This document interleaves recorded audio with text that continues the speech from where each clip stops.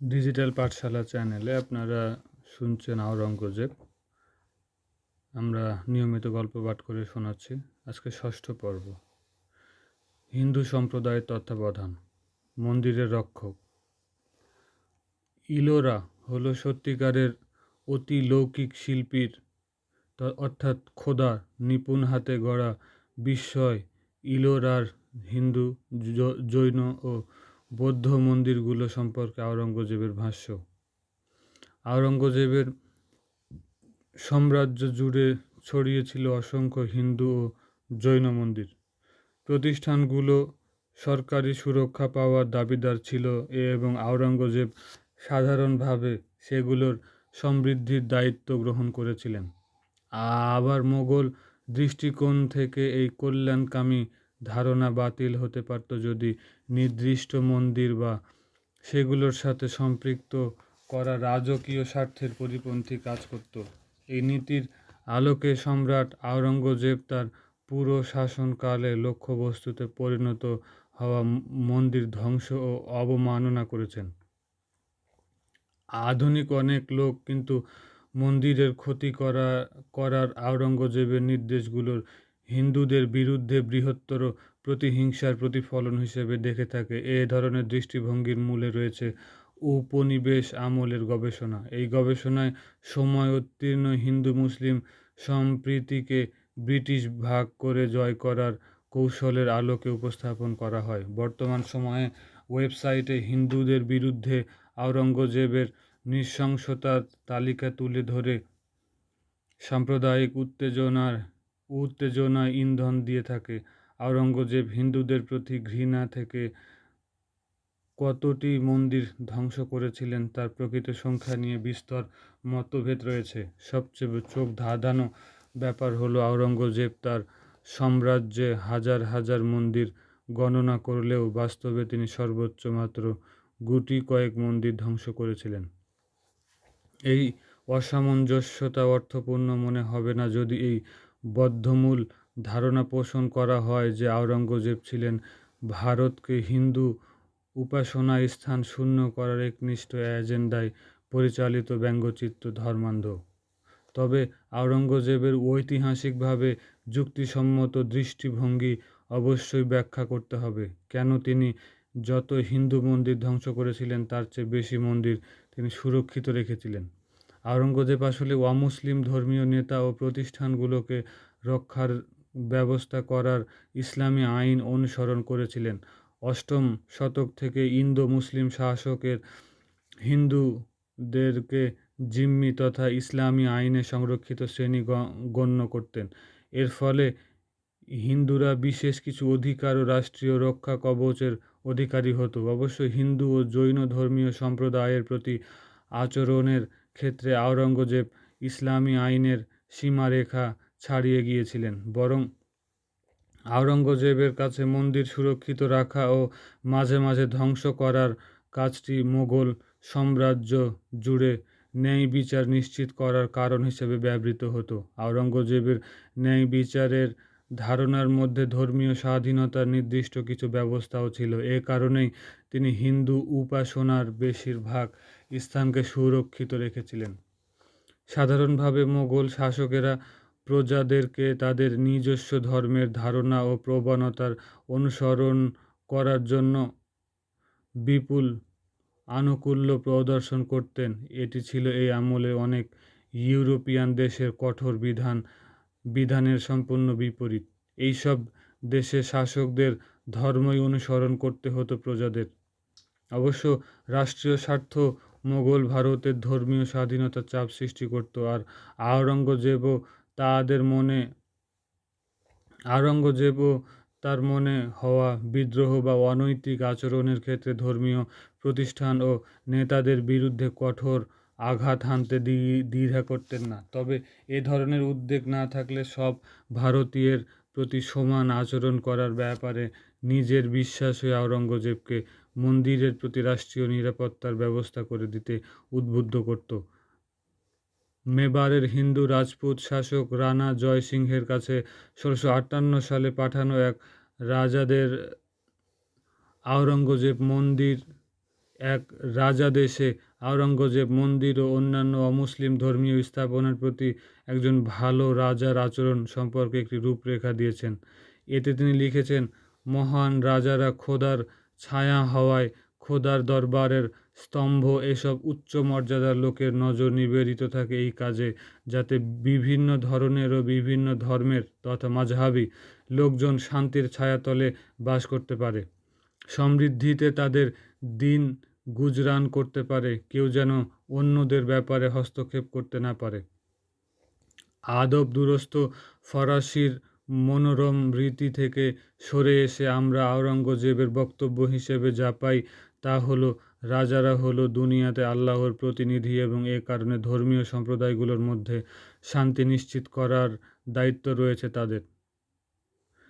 একই এই একই রাজাদের গোঁড়ামি আশ্রয় নেয়ার সব রাজার নিন্দা করতেন, এ কারণে যে ওই শাসক খোদার সমৃদ্ধ সৃষ্টিকে গুঁড়িয়ে দিচ্ছে এবং ঐশী ভিত্তিকে ধ্বংস করছে। সিংহাসনে আসীন হলে আওরঙ্গজেব এ ধরনের অনৈপ্লামিক ব্যবস্থার দিকে থেকে মুখ ফিরিয়ে নিয়ে এর বদলে নিজের পূর্বসূরিদের শ্রদ্ধামূলক রীতি ও প্রতিষ্ঠিত বিধান অনুসরণ করে চারকোণযুক্ত বসতিময় বিশ্বকে দীপ্তিমান করবেন বলে প্রতিশ্রুতি দিয়েছিলেন।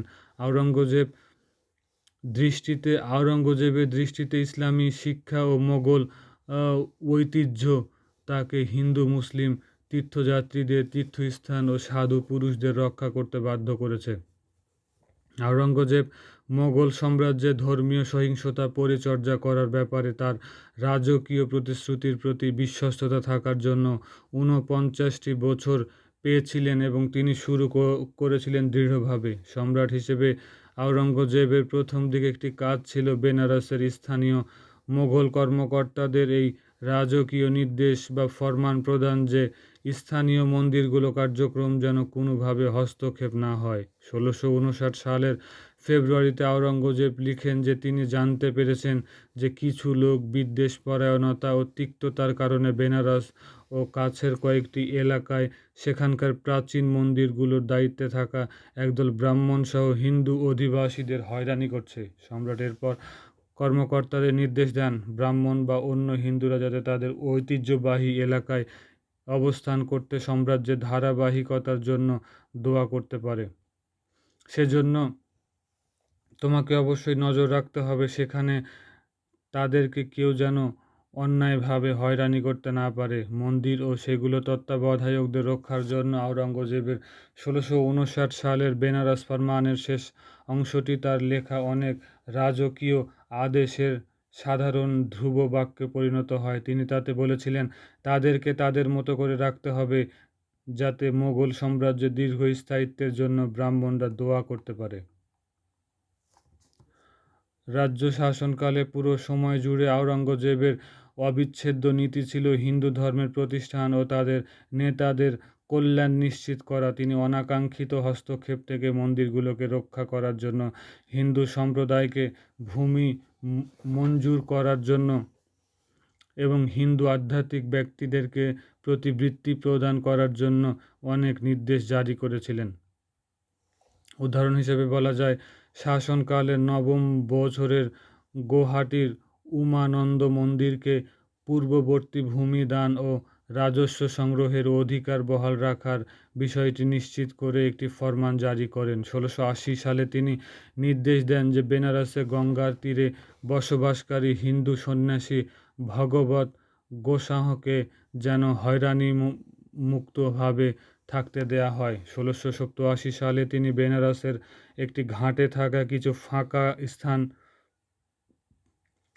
রামজীবন গোসাইকে দেয়ার নির্দেশ দেন, যাতে তিনি ধার্মিক ব্রাহ্মণ ও পবিত্র দরবেশের জন্য ঘর তুলতে পারেন। ১৬৯১ সালে বালাজি মন্দিরকে সহায়তার লক্ষ্যে চিত্রকূটের মহন্ত বালক দাস নিবানীকে ৮টি গ্রাম ও বেশ ভালো পরিমাণ করমুক্ত ভূমি মঞ্জুর করেন আওরঙ্গজেব। ১৬৮৮ সালে মধ্য ভারতের পূর্ব খানদেশে নেকভট্টের ছেলে রংভট্ট নামের এক ব্রাহ্মণকে তিনি করমুক্ত ভূমি মঞ্জুর করেন। তালিকাটি বেশ বড় এবং এতে এলাহাবাদ, বৃন্দাবন, বিহার ও অন্যান্য স্থানে মন্দির ও ব্যক্তিদের নামে রয়েছে।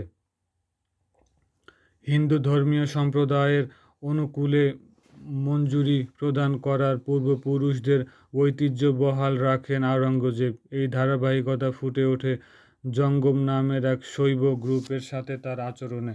গ্রুপটি আকবরের আমল থেকে মোগল আদেশ থেকে উপকৃত হয়ে আসছিলেন। আকবরই 1564 সাল থেকে ভূমিতে তাদের আইনত অধিকার নিশ্চিত করেন। এই গ্রুপটি আওরঙ্গজেবের কাছে থেকে বেশ কিছু ফরমান লাভ করেন।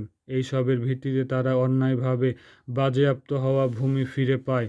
1667 সালে স্থানীয় মুসলিমদের বাধা থেকে সুরক্ষা প্রাপ্তি ঘটে 1672 সালে ও অবৈধভাবে ধার্য কর ফেরত পেয়ে যায় 1674 সালে। এসব পদক্ষেপে নিশ্চিত হওয়া যায় যে ধার্মিক ব্যক্তিরা তাদের ধর্মীয় কার্যক্রম অব্যাহত রাখতে পারতেন, আর তা ছিল আওরঙ্গজেবের ন্যায় বিচার অন্তর্দৃষ্টির একটি অনুষঙ্গ। আওরঙ্গজেব জৈন ধর্মীয় প্রতিষ্ঠানগুলোর প্রতিও একই ধরনের অনুকূল নীতি বাস্তবায়ন করেছেন। এখানেও আকবরের উদাহরণ অনুসরণ করে 1650-এর দশকের শেষ দিকে শত্রুঞ্জয় গিরনার ও মাউন্ট আবুতে ভূমি মঞ্জুর করেন। তিনি সম্ভবত 1681 সালের আগে কোনো একজন জৈন সন্ন্যাসী লাল বিজয়কে একটি আখড়া এবং 1679 সালে একটি বিশ্রামাগার মঞ্জুর করেন। 1703 সালের দিকে আওরঙ্গজেব জৈন ধর্মীয় নেতা জিনাচন্দ্র সুরিকে হয়রানি থেকে রক্ষা করার নির্দেশ জারি করেন। এই ধরনের নির্দেশনার ফলে এই সময়ের জৈন সাহিত্যের সম্রাটের উচ্ছ্বাসিত প্রশংসার কারণ বুঝতে পারি। একটি স্থানে বলা হয়েছে, আওরঙ্গজেব সাহসী ও শক্তিশালী রাজা।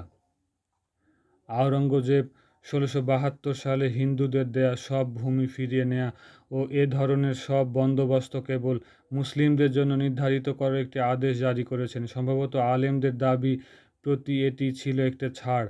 এই নির্দেশ কঠোরভাবে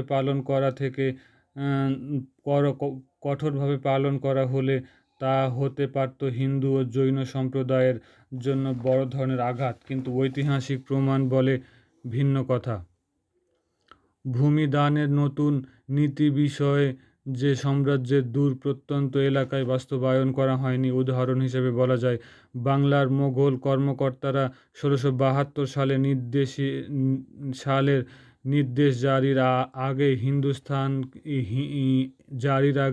হিন্দুদেরকে যত ভূমি বন্দোবস্ত দিয়েছিলেন, পরের দিয়েছিলেন তার চেয়ে বেশি। স্বতন্ত্র ঘটনাগুলোর প্রাচুর্য ও ইঙ্গিত দেয় যে ভূমি ফিরিয়ে নেয়ার নির্দেশ ছিল কাগজে কলমে, বাস্তবে নয়। উদাহরণ হিসেবে গুজরাটের কথা বলা যেতে পারে। আওরঙ্গজেবের শাসনকালের শেষ দিকে চিকিৎসকদের একটি পার্সি পরিবার 1702 সালের আগে পাওয়া ভূমি মঞ্জুরের নিশ্চয়তাপত্র পেয়েছিলেন।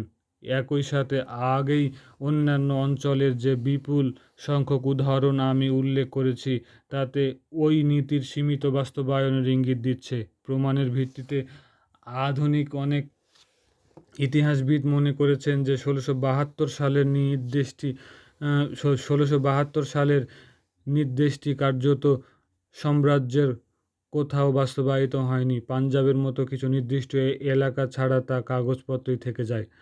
আরও অনেক সময় হিন্দু মন্দিরগুলোর প্রতি উদ্বেগ প্রকাশ করেছেন আওরঙ্গজেব। উদাহরণ হিসাবে আগেই উল্লেখিত আছে 1659 সালের বেনারস নির্দেশের কথা বলা যায়। এতে আওরঙ্গজেব জানিয়েছেন, ইসলামী আইনের বিধান অনুযায়ী প্রাচীন কোনো মন্দির ভাঙা যাবে না, তবে এতে আরও যোগ করা হয়েছে নতুন কোনো মন্দির নির্মাণ করা যাবে না। রিচার্ড ইটন উল্লেখ করেছেন, এটি বেনারসের ক্ষেত্রে প্রযোজ্য ছিল। আওরঙ্গজেবের শাসনকালে সাম্রাজ্যের অন্যত্র অসংখ্য মন্দির নির্মিত হয়েছে, কিন্তু তবুও এ নির্দেশটি ছিল আগেকার মোগল নীতির থেকে সরে যাওয়া। উল্লেখ্য, এই নীতিটি আওরঙ্গজেবের হিন্দু মুসলিম রক্ষার জটিলতা এবং সেই সাথে সীমা প্রকাশ করা। মন্দির ধ্বংসকারী কোনো প্রাচীন মূর্তির মন্দির ভেঙে ফেলা বৈধ নয় এবং প্রাচীনকাল থেকে প্রথা হিসেবে চালু থাকা সরোবরে প্রক্ষালন নিষিদ্ধ করাও দায়িত্ব আপনার নয়। ভবিষ্যতে দিল্লি সুলতান সিকান্দার লোদির প্রতি মুফতিদের উপদেশ। মোগল সাম্রাজ্য জুড়ে থাকা লাখ লাখ মন্দিরের সবগুলো না হলেও বেশিরভাগই আওরঙ্গজেবের আমলের শেষ সময় পর্যন্ত টিকে ছিল। আওরঙ্গজেবের নির্দেশে ঠিক কতটি মন্দির ধ্বংস বা গুঁড়িয়ে দেওয়া হয়েছে তা কেউ জানে না, আমরা কখনো জানতেও পারবো না। আওরঙ্গজেবের শাসনকালে মন্দির ধ্বংসের নিশ্চিত সংখ্যা মাত্র 1 ডজনের সামান্য কিছু বেশি বলে উল্লেখ করেছেন এই বিষয়ক শীর্ষস্থানীয় বিশেষজ্ঞ রিচার্ড ইটন। আর এগুলোর মধ্যে সরাসরি সম্রাটের নির্দেশে ধ্বংস করা হয়েছে আরও কম। অন্যান্য বিশেষজ্ঞ ইটনের উল্লেখ না করা আরও কয়েকটি মন্দির ধ্বংসের কথা উল্লেখ করেছেন। এর মধ্যে রয়েছে 1659-1706 সালের সোমনাথ মন্দির ধ্বংস সংক্রান্ত 2টি নির্দেশ। আওরঙ্গজেব নিজেও মন্দির অপবিত্রকরণ তদারকি করেছেন। উদাহরণ হিসেবে বলা যায় 1645 সালে তিনি জৈন বণিক শান্তিদাসের নির্মিত আহমদাবাদের চিন্তামণি পার্শ্বনাথ মন্দিরের মিরহাব তোলার নির্দেশ দেন। কিন্তু এমনকি এ ধরনের ক্ষেত্রেও ইটন উদ্ধৃতি হলো প্রায় সবসময় প্রমাণ অতিরঞ্জিত, অসম্পূর্ণ ও এমনকি সাংঘর্ষিক। এমন প্রেক্ষাপটে বলা যায়, আমরা যতগুলো সম্পর্কে নিশ্চিত হতে পারি আওরঙ্গজেবের আমলে সম্ভবত তার চেয়ে বেশি মন্দির ধ্বংস করা হয়েছিল, হয়তো মোট কয়েক ডজন। কিন্তু এখানে আমরা অজ্ঞাত অতীতের উপর টেনে দেয়া কালো পর্দার মুখোমুখি হই।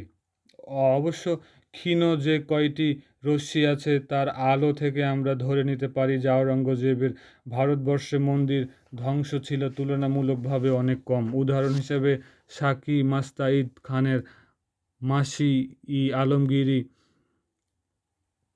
1674 সালের মাথুরার কেশবদেব মন্দির গুঁড়িয়ে দেওয়ার নির্দেশের কথা বলা যেতে পারে। এটিকে দৃশ্যত একেবারে ভিত্তিহীন, বিরল ও অসম্ভব ঘটনা হিসেবে অভিহিত করা যেতে পারে। সার্বিকভাবে মাসির-ই-আলমগীরি হলো ইসলামী দৃষ্টিকোণ থেকে দেখা আওরঙ্গজেবের শাসনকাল। এখানে অনেক সময় লেখকের অভিরুচি অনুযায়ী তথ্য পরিবর্তন করা হয়েছে। এই প্রবণতার মানে হলো এই যে গ্রন্থটি থেকে উদ্ধৃতি দেওয়ার সময় চরম সতর্কতা অবলম্বন করতে হবে। মাসির-ই-আলমগীরিতে আওরঙ্গজেবের হাতে ভাঙা মন্দিরের সংখ্যা বাড়িয়ে দেখানোর বিষয়টি প্রমাণিত। এতে এমন সব গালগল্প উল্লেখ করা হয়েছে যেসব ঘটনা অস্বাভাবিক ও অপ্রত্যাশিত। উপনিবেশ পূর্ব আমলের ভারতবর্ষে মন্দির ভাঙার ব্যাপারটি ইটনের মতে সংখ্যার খেলায় কাটাকাটিতে মেতে ওঠা একটি পণ্ডশ্রম। আওরঙ্গজেব কেন সুনির্দিষ্ট কিছু হিন্দু মন্দিরকে লক্ষ্যবস্তুতে পরিণত করেছিলেন আর বিশাল সংখ্যক মন্দিরকে স্পর্শ করার বাইরে রেখেছিলেন তা নিয়ে যুক্তি পুনর্গঠনের জন্য আমরা আরও দৃঢ় ভিত্তির উপর অবস্থান করছি। রাজনৈতিক ঘটনা প্রবাহের কারণে নির্দিষ্ট হিন্দু মন্দিরগুলোর উপর হামলা চালাতে প্ররোচিত হয়েছিলেন আওরঙ্গজেব। 1669 সালে বেনারসের বিশ্বনাথ মন্দির ধ্বংস করার নির্দেশ দিয়েছিলেন। তারপর 1677 সালে কেশব মন্দির গুঁড়িয়ে দেওয়া হয়। উভয় ক্ষেত্রে আওরঙ্গজেব মন্দিরের সাথে সম্পৃক্তদের তাদের রাজনৈতিক ভুল পদক্ষেপের শাস্তি দিতে চেয়েছিলেন এবং মোগল রাষ্ট্রের প্রতি তাদের ভবিষ্যতের আনুগত্য নিশ্চিত করতে চেয়েছিলেন। ধর্মীয় প্রতিষ্ঠানগুলো রাজনৈতিক কারণে ধ্বংস করার ধারণাটি আধুনিক অনেক লোকের কাছে অগ্রহণযোগ্য বিবেচিত হলেও প্রাক আধুনিক ভারতবর্ষের ধর্ম ও রাজনীতির মধ্যে এ ধরনের জোরালো রেখা টানা ছিল না। বরং এর বিপরীতে হিন্দু ও মুসলিম উভয় সম্প্রদায়ই মন্দিরকে ব্যাপকভাবে রাজনৈতিক পদক্ষেপের সাথে সম্পর্কিত বলে মনে করত। সম্ভবত 16 শতকের নির্দিষ্ট সংস্কৃত গ্রন্থ বৃহৎ সংহিতার সতর্ক করা হয়েছে যে দৃশ্যমান কারণ ছাড়া যদি কোনো শিবলিঙ্গ, ছবি বা মন্দির ভেঙে যায়, সরে যায়, ঘাম নির্গত হয়, কাঁদে বা কথা বলে বা অন্য কিছু করে, তবে এই রাজা ও তার রাজ্য ভেঙে পড়ার হুঁশিয়ারি উচ্চারণ করা হচ্ছে। ধর্মীয় প্রতিমা রাজনৈতিক শক্তির থাকার এই বক্তব্যের আলোকে হিন্দু রাজারা সপ্তম শতক থেকে একে অন্যের মন্দিরগুলো লক্ষ্যবস্তুতে পরিণত করতেন। নিয়মিতভাবে দুর্গা, গণেশ, বিষ্ণু ইত্যাদি দেবীর মূর্তি লুটপাট করতেন, ভেঙে ফেলতেন। তারা নিয়মিতভাবে একে অপরের মন্দিরগুলো ধ্বংস করতেন। কোনো কোনো হিন্দু রাজা এ ধরনের কাউকে উদযাপন ও স্মরণে রাখার জন্য সংস্কৃতি কবিতা রচনা করতেন। আওরঙ্গজেবের মতো ইন্দো মুসলিম শাসকেরা এর আলোকে শাস্তিমূলক রাষ্ট্রীয় পদক্ষেপ হিসেবে হিন্দু মন্দিরগুলোকে বৈধ লক্ষ্যবস্তু হিসেবে বিবেচনা করতেন। আওরঙ্গজেব ১৬৬৯ সালে বেনারসে বিশ্বনাথের মন্দিরের বড় অংশ ভেঙে ফেলেন। আকবরের আমলে রাজা মানসিং মন্দিরটি নির্মাণ করেছিলেন। অনেকে মনে করেন মানসিংহের নাতির ছেলে জয়সিং ১৬৬৬ সালের মুঘল দরবার থেকে শিবাজি ও তার ছেলে শম্ভুজিকে পালিয়ে যেতে সাহায্য করেছিলেন। এই জয়সিংহই এর আগে পুরন্দরের শিবাজির বিরুদ্ধে সামরিক অভিযান চালিয়েছিলেন। এছাড়াও ১৬৬৯ সালে বিশ্বনাথ মন্দিরের সাথে সম্পর্কিত বেনারসের অনেক জমিদারদের মধ্যে একটি বিদ্রোহ ছড়িয়ে পড়ে। তাদের অনেকেও শিবাজির পালায়নের সাথে জড়িত ছিলেন। আওরঙ্গজেব ১৬৭৪ সালে মথুরার কেশবদেব মন্দিরটি নিশ্চিহ্ন করার নির্দেশ দেন। ১৬১৮ সালে বীর সিং বুলেন্দালার নির্মিত এ মন্দিরটি ভাঙার পেছনেও ছিল রাজনৈতিক কারণ। মাথুরার ব্রাহ্মণরা সম্ভবত ১৬৬৬ সালের শিবাজির আগ্রা থেকে চলে যেতে সাহায্য করেছিলেন। অধিকন্তু কেশবদেব মন্দিরটি পৃষ্ঠপোষকতা করতেন সিংহাসনের আওরঙ্গজেবের প্রধান প্রতিদ্বন্দ্বী দারা শুকোহ। আরও কাছাকাছি সময়ে তথা ১৬৬৯-১৬৭৪ সালে এই অঞ্চলে ছড়িয়ে পড়া জোট বিদ্রোহের মোগলদের ব্যাপক হতাহতের ঘটনা ঘটে। পরে বছরগুলোতে যোধপুর, খন্দেলা ও অন্যান্য অঞ্চলে একই কারণে মন্দির ধ্বংসের করার নির্দেশ দেন আওরঙ্গজেব। বিশ্বনাথ ও কেশব দেব মন্দিরের উভয় স্থানেই মসজিদ নির্মিত হয়, তবে তা ভিন্ন ভিন্ন পরিস্থিতিতে। বিধ্বস্ত মন্দিরটির প্রাচীরের কিছু অংশ ভবনটির সাথে একীভূত করে নির্মিত জ্ঞানবাপী মসজিদটি এখানে দাঁড়িয়ে আছে। এই পুনর্ব্যবহারের কারণ সম্ভবত এটি মোগল কর্তৃত্ব বিরোধিতার ভয়ঙ্কর পরিণাম সম্পর্কে ধর্মীয় আবরণে দেয়া একটি বিবৃতি। ব্যবহার করায় সুবিধা থাকাও সম্ভবত পুনর্ব্যবহারের এটি কারণ। জ্ঞানবাপী মসজিদটি আওরঙ্গজেবের আমলে নির্মিত হলেও এর পৃষ্ঠপোষকের নাম জানা যায় না। কাঠামোটির কথাও মুঘল নথিপত্রে নেই। মাথুরার কেশবদেবের মন্দিরের স্থানে নির্মিত মসজিদটির পৃষ্ঠপোষকতা করেছিলেন আওরঙ্গজেব। জোট বিদ্রোহের সময়কাল মোগল কমান্ডার ও মাথুরার প্রধান মসজিদের পৃষ্ঠপোষক আবদুল নবী খানের মৃত্যুর ঘটনার মাধ্যমে এর ব্যাখ্যা করা যেতে পারে। আবদুল নবী মৃত্যুর মাত্র ৮ মাস পর কেশবদেব মন্দিরটি ধ্বংস করা হয়। আমরা মোগল মন্দির ধ্বংস নিয়ে রাজনীতির পুনর্নির্মাণ করতে পারলেও মধ্যযুগের পর্যবেক্ষকরা যদি করেও থাকেন, খুব কমই কখনো কিছু স্থানে হামলার বাস্তব রাজনৈতিক যুক্তির উপর জোর দিয়েছিলেন। অনেক হিন্দু ও জৈন চিন্তাবিদ মন্দির ধ্বংসকে কলিযুগ বা বর্তমান সময়ের আবির্ভাব হিসেবে দেখেছিলেন। মন্দির ধ্বংসের বর্ণনা করার সময় মুসলিম লেখকেরা সাধারণভাবে জিহাদ বা অন্য কোনো ধর্মভিত্তিক ধারণা তুলে ধরেন। ইসলামী প্রবণতাটির মূল সম্ভবত নিহিত রয়েছে এই ধারণায় যে ইসলামী আইনে সরকারের স্বার্থে ধর্মীয় প্রতিষ্ঠানের ক্ষতি সাধন অনুমোদন করে না। ফলে ইসলাম বিস্তারের যুক্তি উপস্থাপনে ছিল এই কাজে যৌক্তিকতা প্রতিপন্ন করা। এই যুক্তি সাংস্কৃতিকভাবে যথাযথ হলেও আওরঙ্গজেবের ভারতবর্ষে মন্দির ধ্বংসের এই ঐতিহাসিকভাবে ব্যাপক ভিত্তিক ব্যাখ্যা দিতে পারে না। আওরঙ্গজেব কেন কিছু মন্দির ধ্বংস করলেন এবং অন্যগুলো একেবারে অক্ষত রেখে দিলেন তা ব্যাখ্যা ইতিহাসের আলোকে কলিযুগ ও জিহাদ তত্ত্ব দিতে না পারলেও বিকল্প ধর্মীয় কারণও বিরাজ করতে দেখা যায়। আওরঙ্গজেবের মৃত্যুর পর ইতিহাস রচনাকারী মুস্তাইদ খান বলেছেন যে ১৬৬৯ সালে আওরঙ্গজেব জানতে পারেন যে থাট্টা, মুলতান ও বেনারসের কিছু কিয়ত ব্রাহ্মণ তাদের প্রতিষ্ঠিত প্রতিষ্ঠানগুলোতে ভ্রান্ত বই পড়াচ্ছেন। তাদের কাছ থেকে ভ্রষ্ট শিক্ষা গ্রহণ করার জন্য দূর দূরান্ত থেকে হিন্দু ও মুসলিম উভয় সম্প্রদায়ের লোকজন সেখানে যাচ্ছে। মাথুরার কেশবদেব মন্দিরের ক্ষেত্রেও একই বিষয় প্রযোজ্য হতে পারে। সেই জাহাঙ্গীরের আমলেও এই মন্দিরটিকে মুসলিমরা আকৃষ্ট হয়েছিল। মোঘল বাদশাহদের কয়েকটি প্রজন্ম নির্দিষ্ট কিছু ধর্মীয় আচরণ, বিশেষ করে মোঘলদের দৃষ্টিতে অপেক্ষাকৃত কম মার্জিত হওয়ার সুযোগ গ্রহণকারী ভ্রান্ত ব্রাহ্মণদের দমন করার চেষ্টা করেছিলেন। উদাহরণ হিসেবে বলা যায়, আকবর নিম্ন বর্ণের লোকদের কাছে হিন্দু গ্রন্থগুলোর ভুলভাবে উপস্থাপনের জন্য ব্রাহ্মণদের দায়ী করেছিলেন।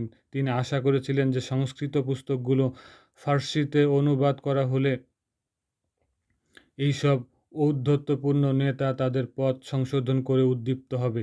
আওরঙ্গজেবও হিন্দুদের প্রতারিত করার লক্ষ্যে ব্রাহ্মণদের নিজেদের ধর্ম সম্পর্কে বিস্তারিত সৃষ্টির জন্য উদ্বেগ প্রকাশ করতেন এবং সম্ভবত বিশেষভাবে আতঙ্কিত ছিলেন এই ভেবে যে মুসলিমরা ভক্ত লোকদের খপ্পরে পড়ে যাচ্ছে, ভণ্ড লোকদের খপ্পরে পড়ে যাচ্ছে। এই ধরনের প্রতারণার মাধ্যমে ব্রাহ্মণরা আর্থিকভাবেও লাভবান হতেন।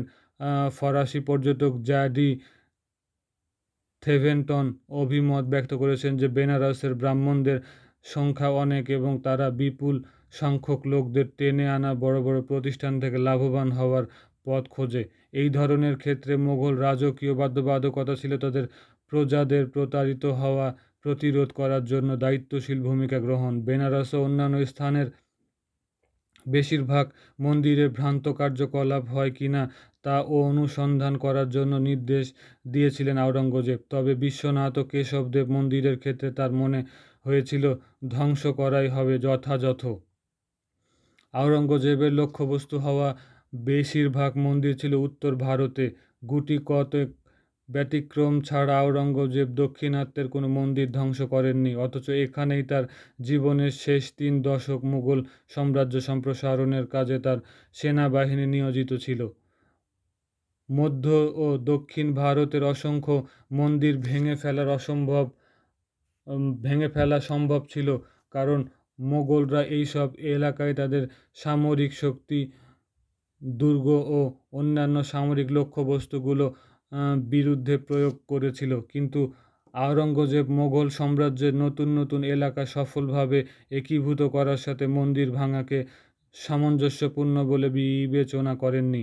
এমনকি আওরঙ্গজেব যখন দক্ষিণ দিকে মোগল শাসন সম্প্রসারণের পথ ব্যাপক প্রতিরোধের মুখে পড়েছিলেন, তখনও তিনি প্রয়োজনে আলোকে অন্যান্য কৌশল অবলম্বন করেছিলেন।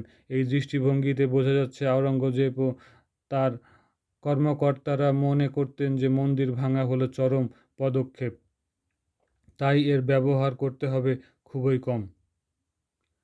ডিজিটাল পাঠশালা চ্যানেলে আপনারা শুনছেন আওরঙ্গজেব, সঙ্গেই থাকুন। ধন্যবাদ।